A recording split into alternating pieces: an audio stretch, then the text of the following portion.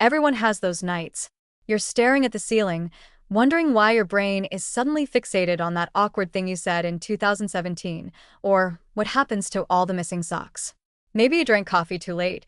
Maybe your neighbors decided 2 a.m. was the right time to experiment with bass-heavy playlists, or maybe life just threw something stressful at you. This is occasional sleeplessness. Frustrating, yes, but not abnormal. But what happens when those nights turn into weeks or months? When sleep becomes a nightly battle instead of a biological default. Welcome to the strange, exhausting world of chronic insomnia, a place where the line between normal disruption and clinical disorder begins to blur. Let's start with the obvious. Not all insomnia is created equal. Temporary sleep disturbances, what experts might call transient insomnia, are extremely common.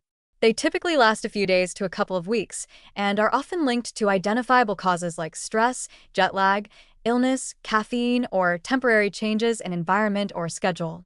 Most people experience these episodes at some point, and the body usually finds its way back to equilibrium without much intervention. You don't need a diagnosis, you need a few good nights and maybe less late-night spicy ramen. But when poor sleep becomes the norm, when you can't remember the last time you felt rested, and when the lack of sleep begins to affect your daily functioning, that's when we're talking about chronic insomnia. Clinically, insomnia is considered chronic when it occurs at least 3 times a week for 3 months or longer and comes with daytime consequences like fatigue, irritability, poor concentration, or reduced performance. The key isn't just how long you've been lying awake, it's how much it's messing with your life. Chronic insomnia isn't just bad sleep habits or a tough week. It's a persistent condition often fueled by a complex interplay of psychological, physiological, and behavioral factors. One of the most insidious is the anxiety about not sleeping. You lie in bed, can't fall asleep, and then you start worrying about not falling asleep. That anxiety activates your stress response, releases cortisol, and surprise, you're now even more alert. Insomnia feeds on itself. The more you want sleep, the more it runs away, like a terrified raccoon. Unlike short-term sleep loss, chronic insomnia rewires your relationship with sleep. Your bed no longer represents comfort. It becomes a place of dread. The brain starts associating the bedroom with stress, tossing, turning, and staring at the clock like it's mocking you. And even if the original cause of the insomnia, say, a breakup or a work crisis, has resolved, the sleep problem can persist long after. This is why people with chronic insomnia often say things like, "Nothing's wrong anymore, but I still can't sleep." The disorder becomes self-perpetuating. There's also a difference in how people feel the next day. After a night of temporary sleeplessness, you might feel tired but still functional. After months of insomnia, the fatigue becomes heavier. It's not just about being sleepy, it's about feeling depleted. Cognition suffers, reaction time slows, emotions run wild, and your immune system takes a hit.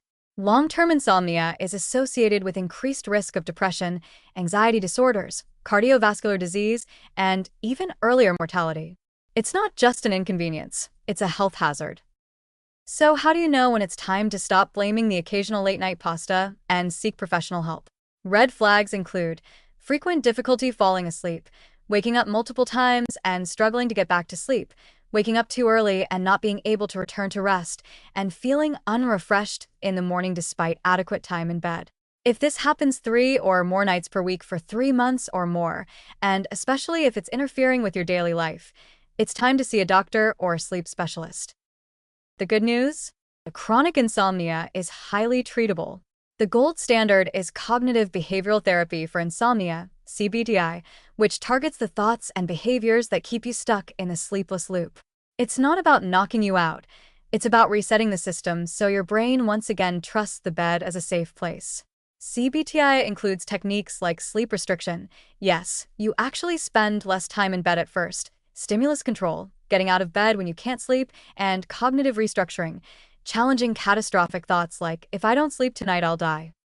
While medication can help in some cases, especially in acute phases, sleep aids are often a short-term solution. Many have side effects, create dependence, or lose effectiveness over time. They also don't fix the root problem.